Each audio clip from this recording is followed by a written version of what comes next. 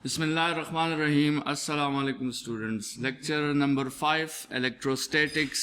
आज हमने डिस्कस करने हैं कुछ टॉपिक्स जो मैंने यहाँ पे साइट पे मेंशन कर दिए हैं, जिसमें law of conservation of charge है, फिर नेचर ऑफ चार्ज है, फिर हम कुछ प्रॉपर्टीज़ ऑफ चार्ज डिस्कस करेंगे जो आने वाले चैप्टर्स में हमें हेल्प दे सकते हैं, और लास्ट में फिर हम यूनिट ऑफ चार्ज जो है वो डिस्कस करेंगे।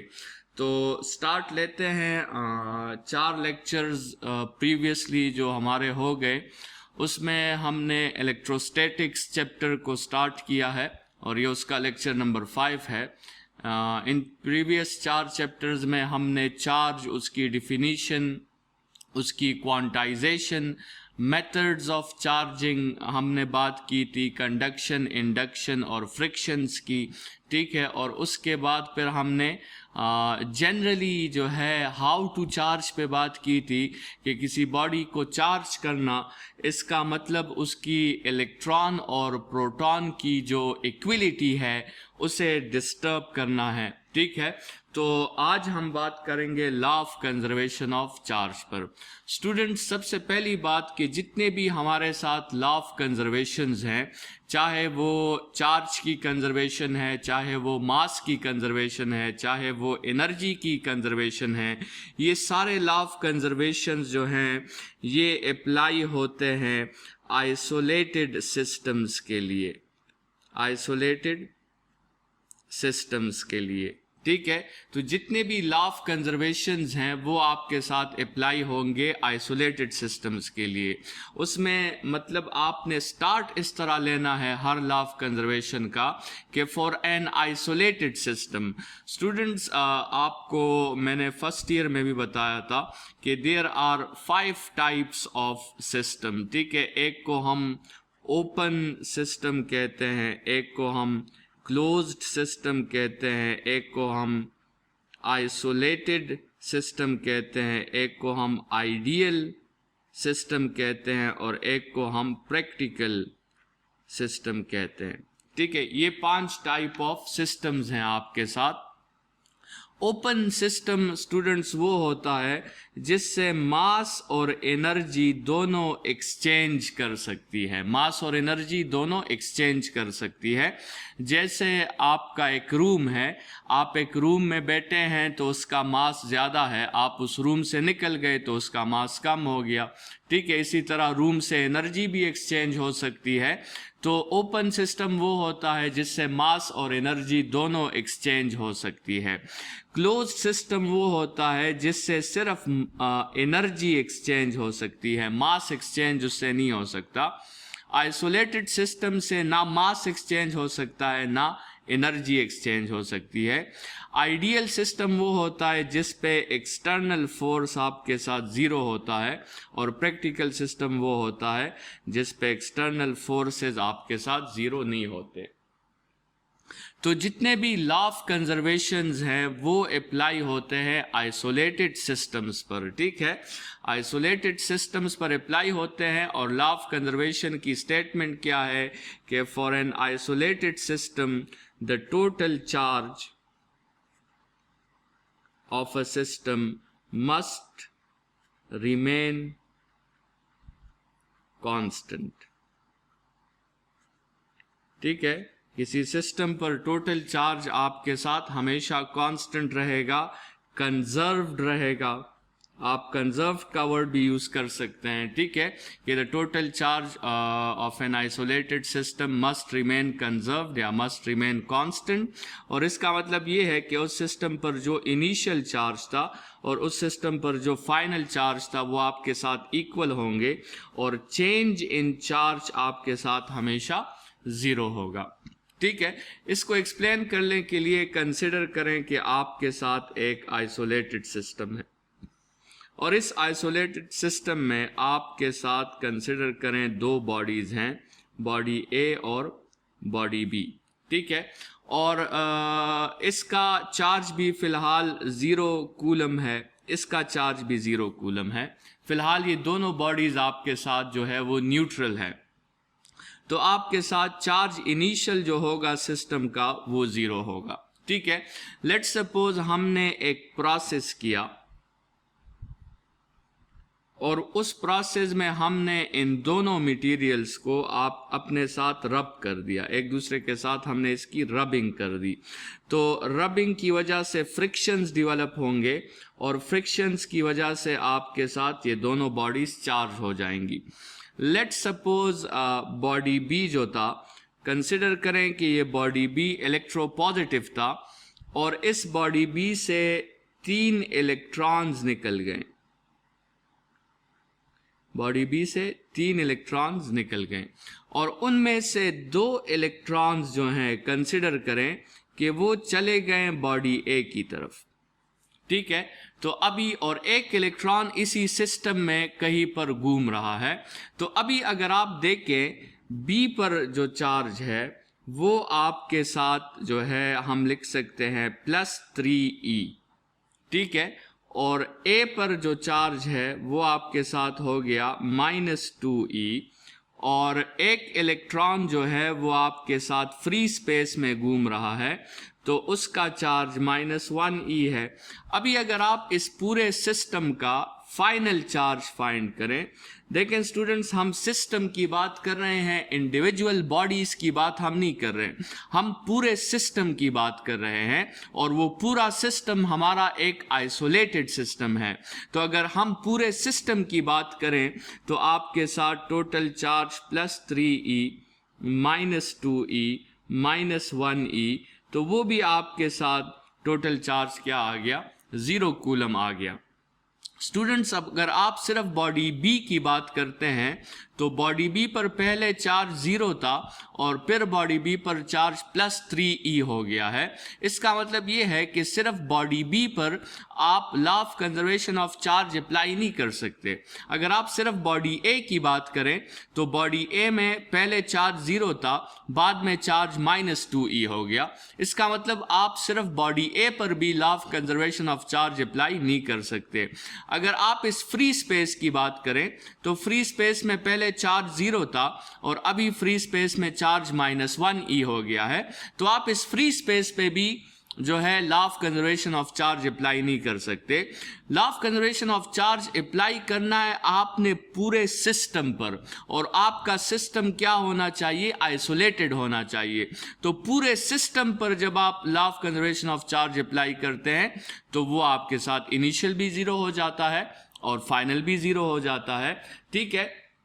इसका मतलब ये है स्टूडेंट्स कि आपके साथ जो चार्ज है, जो फंडामेंटल प्रॉपर्टी है जिसकी हमने बात की थी कि ये मैटर की इंट्रिंसिक प्रॉपर्टी है और फंडामेंटल प्रॉपर्टी है, ये चार्ज जो आपके साथ है अगर ये कंजर्व्ड है और कांस्टेंट है, इसका मतलब इसको क्रिएट और डिस्ट्रॉय करना हमारे लिए इम्पॉसिबल है।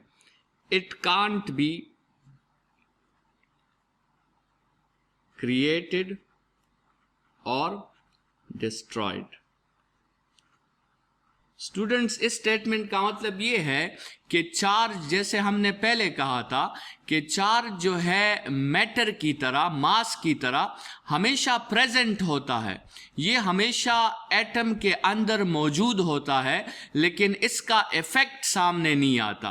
और इसके इफेक्ट को सामने लाने के लिए हमने फिर उस इलेक्ट्रॉन्स और प्रोटॉन्स की जो इक्विलिटी है उसे हमने डिस्टर्ब करना होता है, तब इसका इफेक्ट सामने आता है। इसको हम प्रोड्यूस नहीं कर सकते, ना ही इसको हम क्रिएट नहीं कर सकते, ना ही हम इसको डिस्ट्रॉय कर सकते हैं, क्योंकि ये ऑलरेडी मौजूद होता है। सिर्फ इसके इफेक्ट को सामने लाने के लिए हम इलेक्ट्रॉन और प्रोटॉन की जो इक्विलिटी है, जो हमने पहले बात की थी कि नंबर ऑफ प्रोटॉन्स जो हैं उसको हमने अनइक्वल करना होता है नंबर ऑफ इलेक्ट्रॉन से, और इस प्रोसेस को हम कहते हैं कि हमने चार्ज जो है वो प्रोड्यूस कर लिया, क्रिएट नहीं किया। मतलब आप कह सकते हैं कि हमने उसे डिस्कवर कर लिया, ठीक है। डिस्कवर का मतलब ये है कि वो पहले से मौजूद था, लेकिन हमने उसको जो है सामने ले आया, हमने उसकी प्रॉपर्टीज को उबार दिया, सामने आ गई उसकी प्रॉपर्टीज, ठीक है। तो चार्ज के neither be created nor destroyed. ये आपके साथ है law of conservation of charge. Next बात इस पे हम करते हैं स्टूडेंट्स, नेचर ऑफ चार्ज की।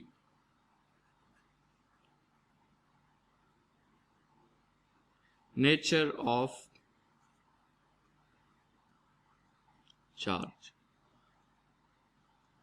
नेचर ऑफ चार्ज में हम ये बातें कर लेंगे कि इसकी जो है टाइप्स कितनी है, मतलब इनडायरेक्टली नेचर ऑफ चार्ज से यहाँ मेरा मुराद इसकी टाइप्स हैं। ठीक है, तो चार्ज की आपके साथ जो है वो दो टाइप्स हैं।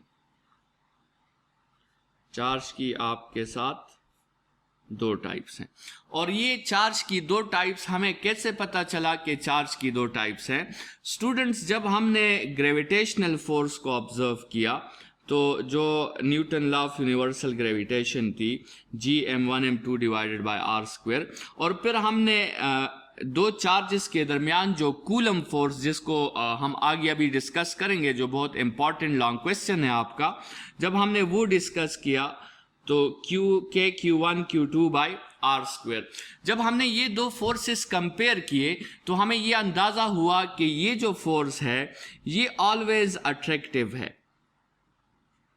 ग्रेविटेशनल फोर्स ऑलवेज अट्रैक्टिव है, लेकिन जो कूलम फोर्स है वो आपके साथ अट्रैक्शन भी करता है और वो आपके साथ रिपल्शन भी करता है। आपके साथ कूलम फोर्स जो है वो अट्रैक्शन भी करता है और साथ में रिपल्शन भी करता है। तो इससे हमें ये अंदाज़ा हुआ कि जो आपके साथ ग्रेविटेशनल फोर्स है, अगर वो ऑलवेज अट्रैक्टिव है तो इसका मतलब ये है कि मास की या मैटर की एक ही टाइप है, लेकिन फोर्स जो है कूलम फोर्स वो अगर अट्रैक्टिव भी है और रिपल्सिव भी है तो इसका मतलब ये है कि चार्ज की फिर एक टाइप नहीं हो सकती, चार्ज की फिर दो टाइप्स होंगी, क्योंकि कभी वो फोर्स अट्रैक्शन का होता है और कभी वो फोर्स रिपल्शन का होता है। तो इसका मतलब ये है, इस पर जो है हमारे साथ एक्सप्लेनेशन का दूसरा रास्ता नहीं था, हमारे साथ सिर्फ एक यही रास्ता था कि हम ये कंक्लूड कर लें कि चार्ज की एक टाइप नहीं है, चार्ज की दो टाइप्स हैं। लेट्स सपोज उस एक टाइप को हम टाइप ए कह देते हैं और दूसरे टाइप को हम टाइप बी कह देते हैं। ये तो फिर आगे जो है डिसाइड हुआ कि टाइप ए को आप पॉजिटिव कह दें और टाइप बी को आप फिर नेगेटिव कह दें। ठीक है, तो चार्ज की दो टाइप्स हैं, चार्ज पॉजिटिव हो सकता है या चार्ज नेगेटिव हो सकता है। और पॉजिटिव चार्ज क्रिएट करने के लिए हमने कहा था कि हमें नंबर ऑफ प्रोटॉन्स जो हैं वो ज़्यादा रखने होंगे नंबर ऑफ इलेक्ट्रॉन्स के मुकाबले में, और नेगेटिव चार्ज क्रिएट करने में हमने कहा था कि हम नंबर ऑफ इलेक्ट्रॉन्स जो हैं वो ज़्यादा रखेंगे नंबर ऑफ प्रोटॉन्स के मुकाबले में। ठीक है, ये इलेक्ट्रॉन्स और प्रोटॉन्स जो हैं इसकी तादाद को डिस्टर्ब करने से आपके साथ चार्ज कैसे क्रिएट हो जाता है? ये इसलिए कि प्रोटॉन असल में क्या है, प्रोटॉन असल में एक पॉजिटिव चार्ज है और इलेक्ट्रॉन असल में एक नेगेटिव चार्ज है। लेकिन स्टूडेंट्स, ज़बरदस्त बात यह है कि चार्ज ऑफ प्रोटॉन जो है वो असल में चार्ज ऑफ इलेक्ट्रॉन के इक्वल होता है। तो इसलिए आपके साथ जो है वो नेट चार्ज किसी बॉडी पे नहीं आता जब तक आप इस इक्वलिटी को डिस्टर्ब नहीं करते। नॉर्मली जो है हम आगे भी पढ़ेंगे और आपने ऑलरेडी भी पढ़ा होगा कि चार्ज ऑफ प्रोटॉन जो है वो 1.6 मल्टीप्लाई बाई 10⁻⁻19 कूलम होता है, लेकिन ये चार्ज आपके साथ हम पॉजिटिव लेते हैं, और चार्ज ऑफ इलेक्ट्रॉन जो है वो 1.6 मल्टीप्लाई बाई 10⁻⁻19 कूलम होता है, लेकिन इस चार्ज के साथ हम माइनस का साइन लगाते हैं। तो स्टूडेंट्स, ये दोनों चार्जेस जो आपके साथ हैं, एक प्रोटॉन और एक इलेक्ट्रॉन, एक पॉजिटिव चार्ज है, दूसरा नेगेटिव चार्ज है, और इन दोनों के मैग्नीट्यूड्स आपस में इक्वल हैं। इसीलिए जब किसी एटम में नंबर ऑफ प्रोटॉन्स और नंबर ऑफ इलेक्ट्रॉन्स आपके साथ सेम होते हैं तो फिर आपके साथ जो है वो चार्ज नेट चार्ज प्रोड्यूस नहीं होता। ठीक है, सब उसके अंदर ही होता है, इलेक्ट्रॉन्स भी उसके अंदर होते हैं, प्रोटॉन्स भी उसके अंदर होते हैं, चार्जेस उसके अंदर मौजूद होते हैं, हमें क्रिएट करने की ज़रूरत नहीं है, लेकिन उनका कंबाइंड इफेक्ट जो है वो ज़ीरो होता है, कंबाइंड इफेक्ट उनका नहीं होता। कंबाइंड इफेक्ट लाने के लिए आपको या ये प्रोसेस करना होगा या आपको ये प्रोसेस करना होगा, और इन दोनों प्रोसेसेस के लिए जो मेथड्स हमने पढ़े थे वो कंडक्शन, इंडक्शन और फ्रिक्शंस थे। तो उन मेथड से आप इस इक्विलिटी को डिस्टर्ब कर सकते हैं, और जो चार्ज ऑलरेडी मैटर के अंदर छुपा हुआ था आप उसे उबार सकते हैं और उसकी प्रॉपर्टीज़ को जो है सामने ला सकते हैं। तो ये स्टूडेंट्स आपके साथ नेचर ऑफ चार्ज में हमने बात की कि आपके साथ नेचर ऑफ चार्ज क्या है, कि उसकी दो टाइप्स हैं, एक पॉजिटिव और एक नेगेटिव। स्टूडेंट्स अगर हम प्रॉपर्टीज़ पे बात करें तो याद रखें एक दो प्रॉपर्टीज़ यहाँ पे मैं डिस्कस करने वाला हूँ जो आगे हम यूज़ करेंगे। आपके साथ जो चार्ज रेस्ट में होगा, स्टैटिक चार्ज जो आपके साथ होगा, स्टैटिक चार्ज की जो है प्रॉपर्टी ये है, बल्कि हम कह दें कि उसकी बेसिक प्रॉपर्टी, उसकी बुनियादी प्रॉपर्टी जो है, किसी चार्ज का जो बुनियादी अमल है, जब हम चार्ज को प्रोड्यूस कर लेते हैं तो उसका बुनियादी अमल वो सबसे पहले क्या काम करता है, वो सबसे पहले वो चार्ज इलेक्ट्रिक फील्ड बनाता है। ठीक है, जो हम आगे पढ़ेंगे इस चैप्टर में। स्टैटिक चार्ज का काम क्या है, सबसे पहले वो इलेक्ट्रिक फील्ड बनाता है। और स्टूडेंट्स अगर आपके साथ कोई मूविंग चार्ज हो तो मूविंग चार्ज आपके साथ फिर दो किस्म के इलेक्ट्रिक फील्ड तो वो बनाता ही बनाता है।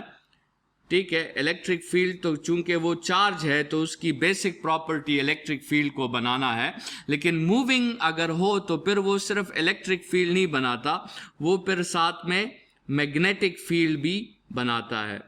ठीक है, तो ये चार्ज की दो प्रॉपर्टीज़ यहाँ पे आप जहन में रखें, क्योंकि ये आगे फिर चैप्टर 2 में हमें हेल्प करेंगी कि स्टैटिक चार्जेस जो होती हैं वो सिर्फ इलेक्ट्रिक फील्ड बनाती हैं, और आपके साथ जो मूविंग चार्जेस होती हैं वो इलेक्ट्रिक के साथ साथ मैग्नेटिक फील्ड भी बनाती है। मतलब आप कह सकते हैं कि वो इलेक्ट्रोमैग्नेटिक फील्ड बनाती है, जिसमें इलेक्ट्रिक बिहेवियर भी होता है और मैग्नेटिक बिहेवियर भी होता है। ठीक है, ये स्टूडेंट्स आप देख लें तो आपको अंदाजा हो जाएगा कि चार्ज मतलब इलेक्ट्रोस्टैटिक्स या इलेक्ट्रिसिटी और मैग्नेटिज्म के दरमियान ये एक लिंक है, क्योंकि चार्ज को अगर हम मोशन दे दें तो उसमें इलेक्ट्रिक प्रॉपर्टीज़ तो उसमें होंगी क्योंकि वो एक चार्ज है, लेकिन उसकी मैग्नेटिक प्रॉपर्टीज़ भी सामने आ जाएंगी। तो ये असल में इलेक्ट्रिसिटी और मैग्नेटिज्म के दरमियान एक लिंक है कि मूविंग चार्जेस में सिर्फ इलेक्ट्रिकल प्रॉपर्टीज़ नहीं होती, उनमें मैग्नेटिक प्रॉपर्टीज़ भी होती हैं।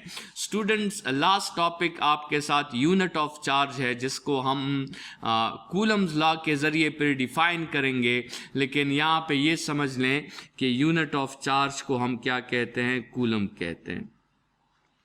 ठीक है, इसके और भी यूनिट्स हैं जिस पर आगे कूलम्स लॉ में ही हम बात कर लेंगे, लेकिन इसका जो SI यूनिट है फिजिक्स में चार्ज का, वो आपके साथ कूलम्स हैं। नेक्स्ट लेक्चर जो हमारा होगा स्टूडेंट्स वो कूलम लॉ पे होगा, और कूलम लॉ का जो लेक्चर है आपके साथ वो आपके साथ एक इम्पॉर्टेंट लॉन्ग क्वेश्चन है। इस चैप्टर में आपका जो पहला लॉन्ग क्वेश्चन बन सकता है वो कूलम्स लॉ पे बन सकता है, तो उस लॉन्ग क्वेश्चन को डिस्कस करेंगे और लॉन्ग क्वेश्चन के लिहाज से ही हम उसे सॉल्व करेंगे यहाँ पर, जिसमें आपको पता लग जाएगा कि आपने हेडिंग्स कौन कौन सी देनी है और किस तरह आपने, अगर कूलम्स लॉ पे लॉन्ग क्वेश्चन आता है तो आप उसे कैसे सॉल्व कर सकते हैं। अपना बहुत ख्याल रखिएगा। इस लेक्चर के लिए इतना ही। Thank you students.